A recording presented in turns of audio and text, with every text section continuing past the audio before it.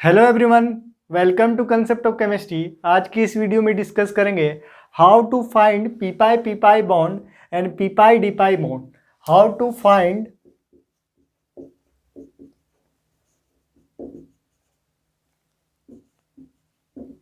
P pi bond and p d pi bond. तो p pi bond और p d pi bond कैसे हम find out करेंगे, इसको इस वीडियो में देखेंगे। तो ध्यान से देखना है। दो मेथड से बताएंगे, पहला एक लॉन्ग मेथड से बताएंगे और दूसरा है शॉर्टकट ट्रिक है, जिससे आप किसी भी मॉलिक्यूल को देखकर ही बता सकते हैं जो उसमें कितना पी पाई बॉन्ड है, कितना पी डी पाई बॉन्ड है। एग्जाम्पल लेते हैं, फर्स्ट एग्जाम्पल लेते हैं SO4 2 माइनस का। इसमें हम देख रहे हैं कि कितना पी पाई बॉन्ड है, कितना पी डी पाई बॉन्ड है। मेथड से देख रहे हैं इसमें। तो अगर ये इसका अगर देखें स्ट्रक्चर, तो इसका स्ट्रक्चर क्या होगा, और इसका अगर हाइब्रिडाइजेशन देखें तो इसका हाइब्रिडाइजेशन sp3 होगा। इसका हाइब्रिडाइजेशन sp3 होगा। इसका हाइब्रिडाइजेशन sp3 होगा। 4 सिग्मा बॉन्ड है, 4 सिग्मा बॉन्ड है, तो इसका हाइब्रिडाइजेशन क्या होगा, sp3 इसका हाइब्रिडाइजेशन होगा। सल्फर में वैलेंस इलेक्ट्रॉन कितना है, तो सल्फर में वैलेंस इलेक्ट्रॉन 6 है। तो इसका बॉक्स डायग्राम बना लेते हैं।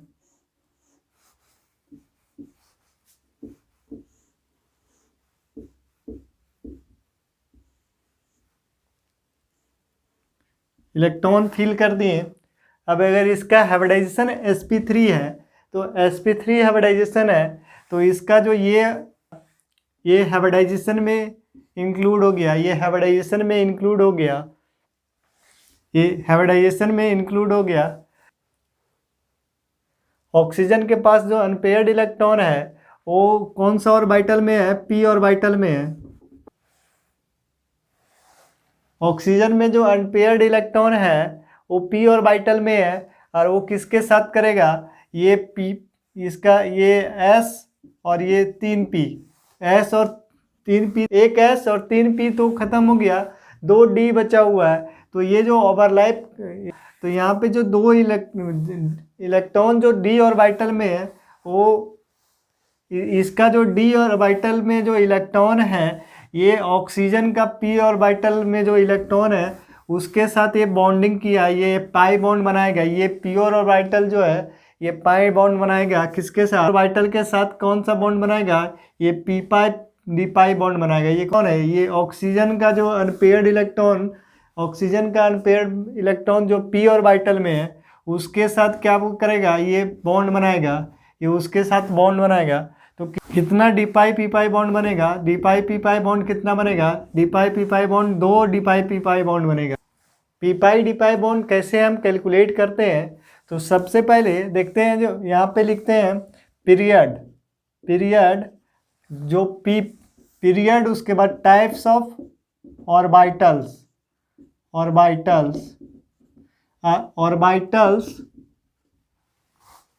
इन pi bond formation, pi bond formation.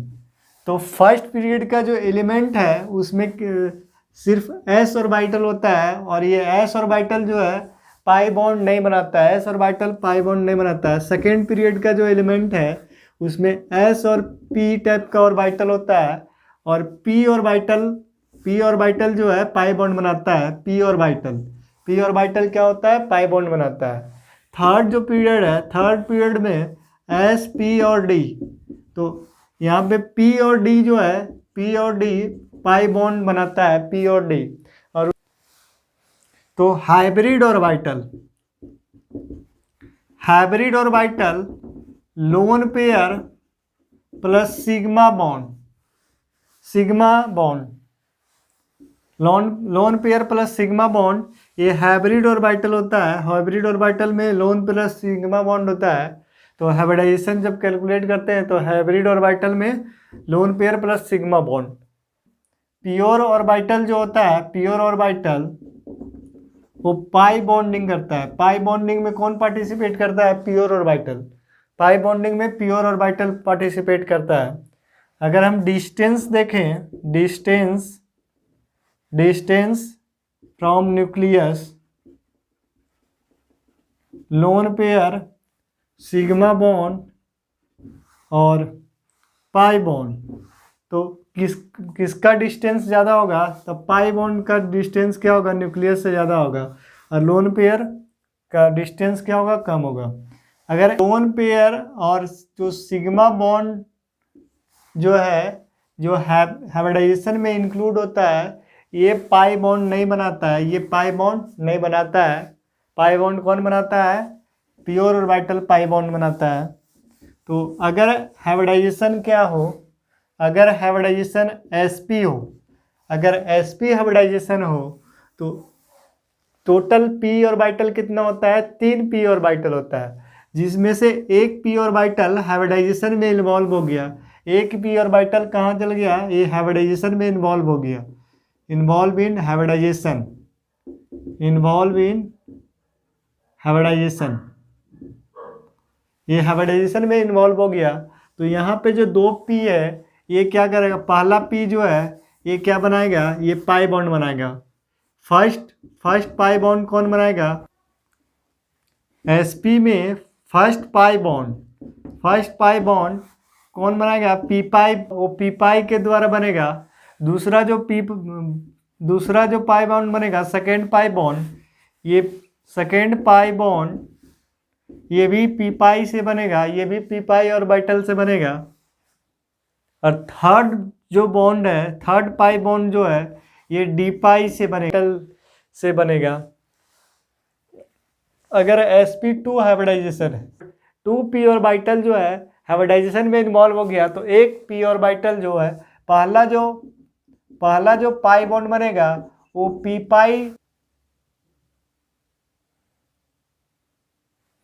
दूसरा जो पाई बॉन्ड बनेगा वो d पाई से बनेगा। और third pi bond, second pi bond, third pi bond, ये भी d पाई से बनेगा। अगर sp3 हाइब्रिडाइजेशन है, तो पहला जो तीनों p ऑर्बिटल इसका इन्वॉल्व हो गया हाइब्रिडाइजेशन में, तो एक भी फर्स्ट p पाई बॉन्ड जो बनेगा वो d पाई से बनेगा, सेकेंड भी किससे बनेगा? d पाई से। तो इसमें p पाई बॉन्ड नहीं बनेगा, इसमें p पाई बॉन्ड नहीं बनेगा। और एक इम्पॉर्टेंट बात, जो सेकेंड पीरियड का जो एलिमेंट है, वो p पाई बॉन्ड बनाता है। क्या बनाता है? p पाई बॉन्ड। और ये p पाई बॉन्ड बहुत स्ट्रॉन्ग होता है। ये p पाई बॉन्ड ये स्ट्रॉन्ग होता है। जैसे N2 जो है, N2 में जो बनता है, ये p पाई बॉन्ड होता है, p पाई बॉन्ड होता है, और ये बहुत स्ट्रॉन्ग होता है। तो ये हो गया। ये sp2 अगर हाइब्रिडाइजेशन है तो उसमें पहला p पाई बॉन्ड बनेगा, उसके बाद d पाई बॉन्ड बनेगा, पहला p पाई बॉन्ड बनेगा, उसके बाद p पाई अगर ऑक्सीजन एटम रहा तो p पाई और p पाई बॉन्ड बनेगा, उसके बाद d पाई बॉन्ड बनेगा। तो हाइब्रिडाइजेशन से हम कैलकुलेट कर सकते हैं, अगर sp3d रहा तो इसमें d पाई बनेगा, सबसे बनेगा सारा पाई बॉन्ड d पाई, सारा पाई बॉन्ड d पाई से बनेगा, सारा पाई बॉन्ड d पाई से बनेगा। sp3d2 रहा, इसमें भी d पाई, इसमें भी sp3d3 रहा, तो भी इसमें क्या होगा? d पाई बॉन्ड बनेगा, d पाई बॉन्ड बनेगा, इसमें भी d पाई बॉन्ड बनेगा। तो इसको एग्जाम्पल से समझते हैं।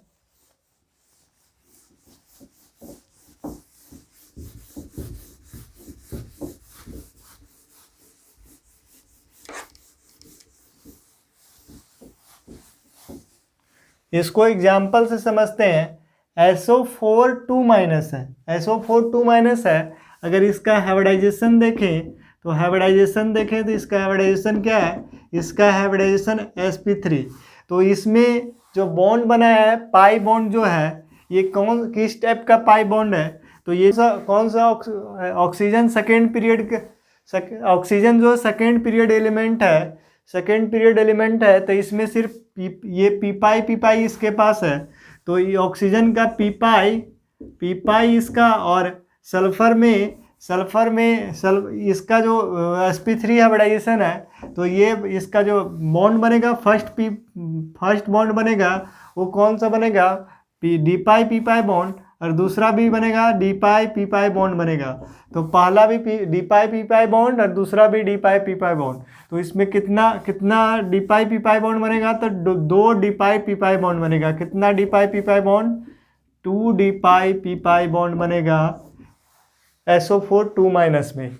सिंपल सा है, हाइब्रिडाइजेशन हमको पता रहना चाहिए, उसके बाद हम बता सकते हैं कि कितना इसमें पी पाई डी पाई और डी पाई पी पाई बॉन्ड बनेगा, डी पाई पी पाई और पी पाई बॉन्ड बनेगा। SO2 है, तो इसमें अगर हमको कैलकुलेट करना है, SO2 है, इसमें हमको कैलकुलेट करना है पी पाई बॉन्ड और पी पाई डी पाई बॉन्ड कितना है। तो SO2 का अगर हाइब्रिडाइजेशन देखें तो इसका हाइब्रिडाइजेशन क्या होगा, इसका हाइब्रिडाइजेशन sp2। तो sp2 हाइब्रिडाइजेशन है, तो पहला जो पाई बॉन्ड है, फर्स्ट पाई बॉन्ड बनेगा पी पाई, और ऑक्सीजन का भी पी पाई। तो फर्स्ट जो पाई बॉन्ड बनेगा वो पी पाई बॉन्ड बनेगा, और दूसरा पी पाई बॉन्ड कितना बनेगा 1, और डी पाई पी पाई बॉन्ड कितना बनेगा, डी पाई पी पाई बॉन्ड भी कितना बनेगा, वो 1 बनेगा। डी पाई पी पाई बॉन्ड भी कितना बनेगा, 1 बनेगा। तो हाइब्रिडाइजेशन देख करके भी हम बता सकते हैं ये कि कितना उसमें पी पाई डी पाई बॉन्ड और पी पाई डी पाई बॉन्ड और डी पाई पी पाई बॉन्ड बनेगा। नेक्स्ट एग्जांपल लेते हैं SO3 है, तो इसमें अगर देखें तो इसका हाइब्रिडाइजेशन क्या होगा, SO3 अगर इसका हाइब्रिडाइजेशन तो देखते हैं इसमें कितना नंबर ऑफ सिग्मा बॉन्ड है, सिग्मा बॉन्ड 3, तो 3 सिग्मा बॉन्ड है, तो इसका हाइब्रिडाइजेशन sp2। अगर sp2 हाइब्रिडाइजेशन है तो sp2 इसका हाइब्रिडाइजेशन है, पहला जो पाई बॉन्ड बनेगा वो पी पाई बॉन्ड बनेगा, पी पाई बॉन्ड। दूसरा पाई बॉन्ड बनेगा वो डी पाई पी पाई बॉन्ड बनेगा। फिर नेक्स्ट जो पाई बॉन्ड बनेगा,